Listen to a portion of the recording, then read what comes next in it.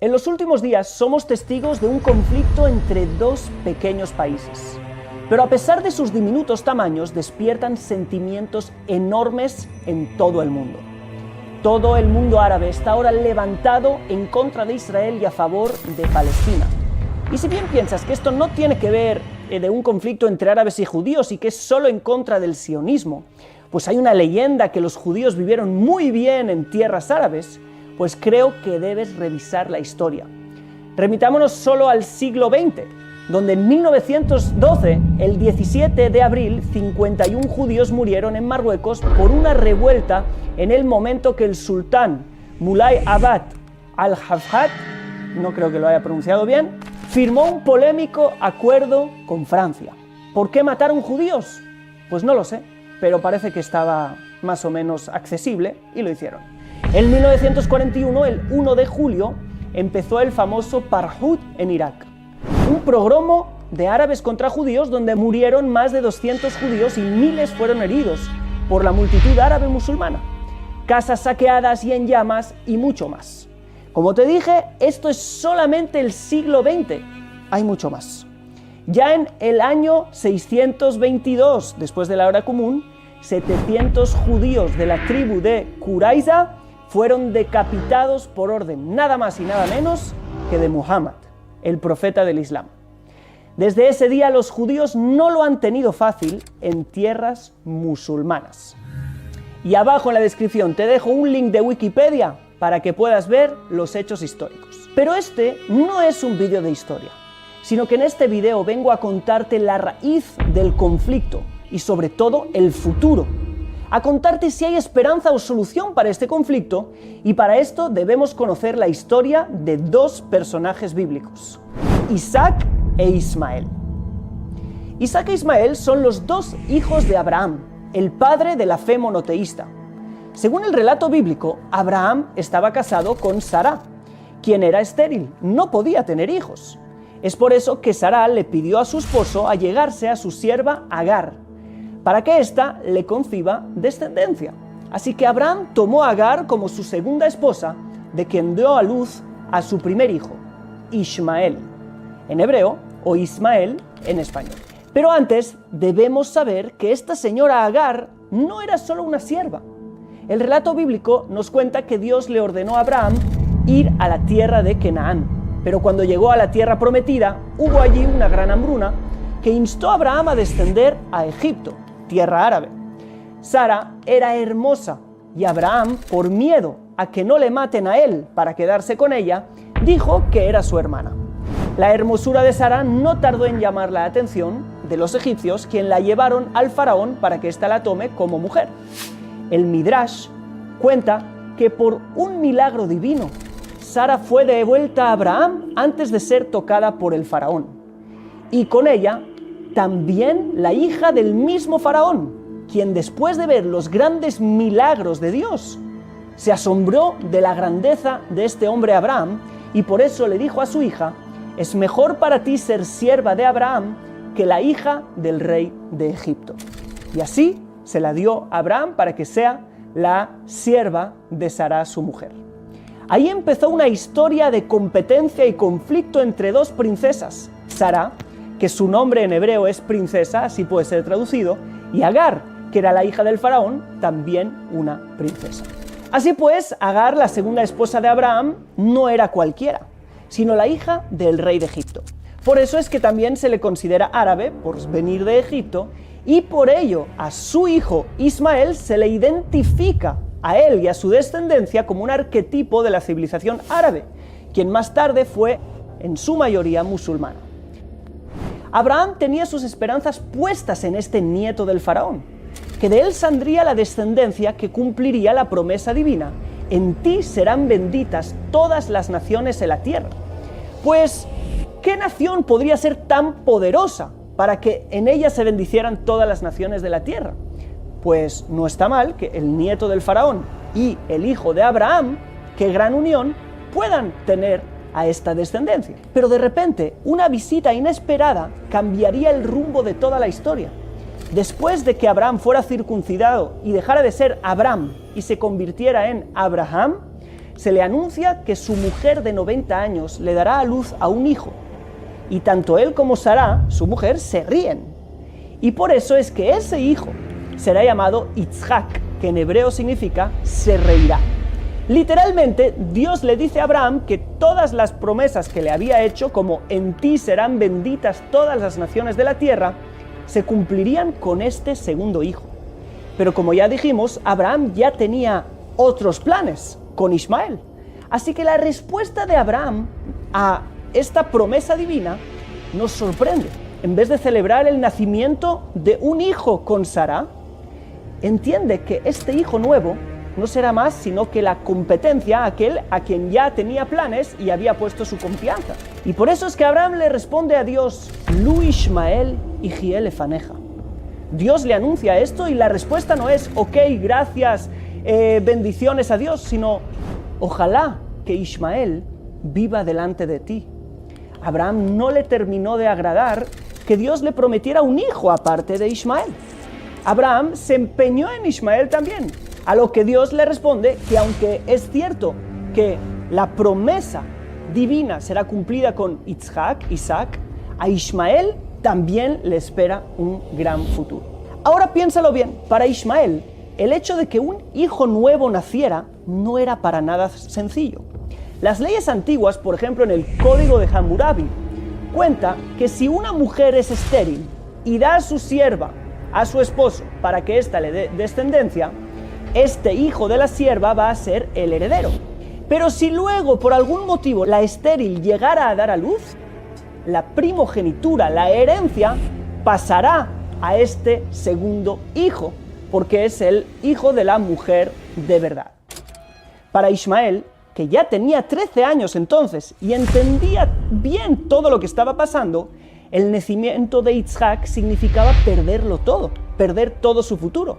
Así que nació Yitzhak y creció junto a Ismael, y como te puedes imaginar, las cosas no tardaron en complicarse.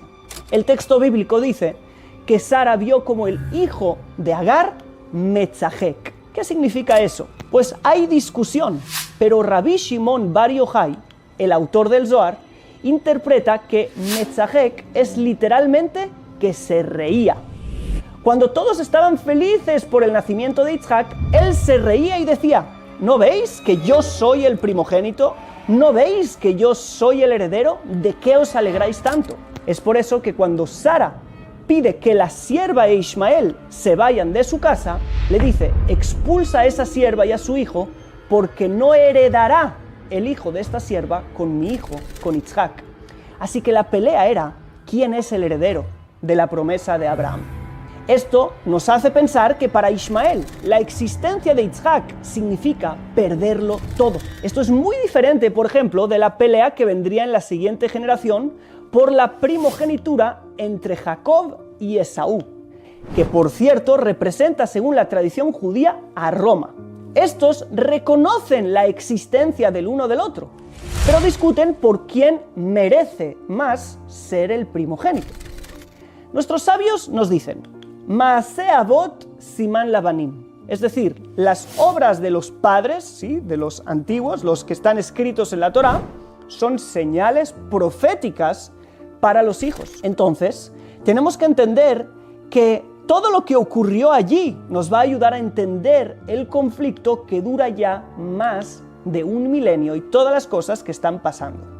Es interesante ver que tanto Jacob y Esaú, por ejemplo, tienen la misma madre. Si hemos dicho que Esaú representa a Roma, la religión que se expandió a partir de Roma es el cristianismo.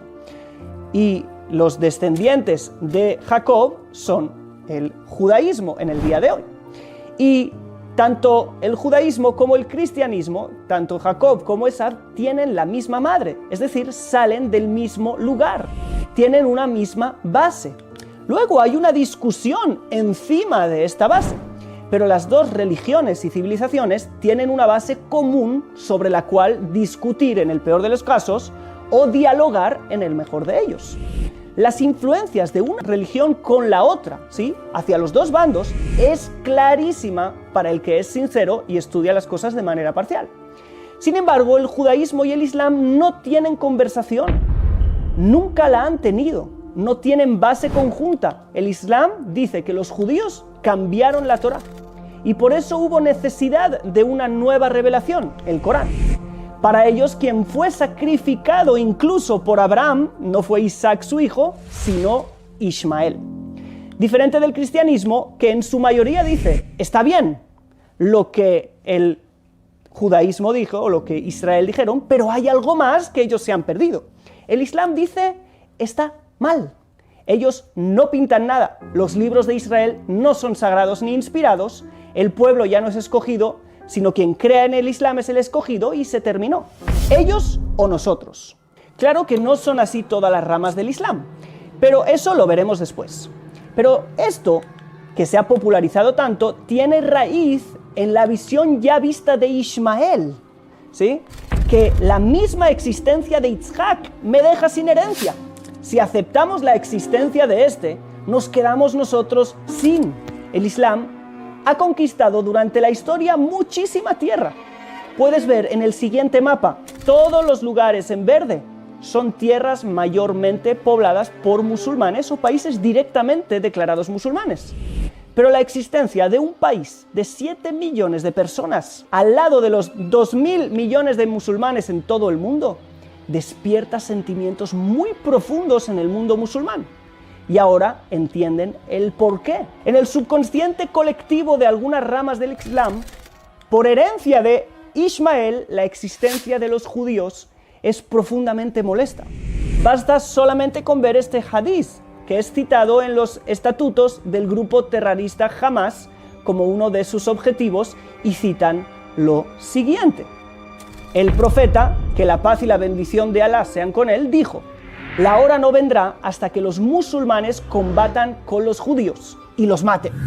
Los judíos se esconderán detrás de las rocas y árboles, y estas rocas y árboles dirán: oh muslim, oh siervo de Alá, hay un judío detrás mío, venid y matadlo.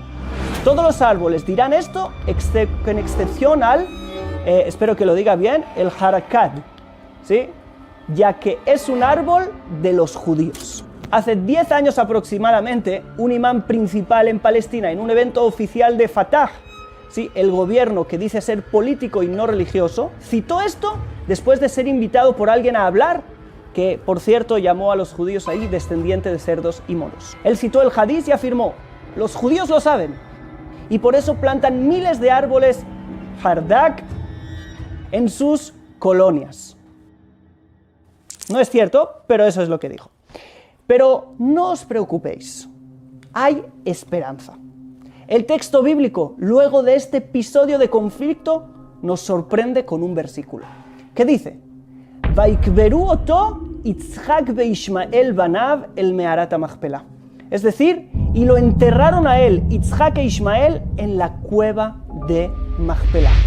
Vemos que Ismael regresa para enterrar a Abraham y acepta el orden, primero Yitzhak y luego Ismael.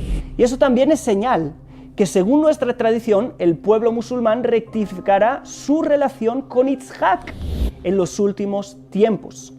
Y nuestra esperanza son esas ramas del Islam que a día de hoy están dispuestas a entender que tenemos un mismo padre, Abraham, y que están dispuestos a darle valor a la tradición en la cual se inspiraron ellos para fundar su religión, para entender el valor y la luz que el pueblo de Israel tienen para darle al mundo y a establecer la conversación de nuevo de unos con otros y rectificar esa separación que hubo entre Yitzhak e Ismael en vida, para terminar juntos enterrando a Abraham, aceptando que tenemos un mismo padre. Y lo mismo de nuestro lado, que empecemos a aceptar que también otras religiones tienen un gran valor a nivel histórico, aunque no sean parte de la nuestra. Aprendamos, por ejemplo, de las ramas místicas, los sufíes y los cabalistas, que tuvieron la oportunidad de entender cuánto hay en común y que las diferencias forman parte también de un plan divino. Esas ramas existen, pero como todo, en día de hoy, las voces de los extremistas de ambos lados son las que toman las portadas de la prensa polarizadora y tienen protagonismo.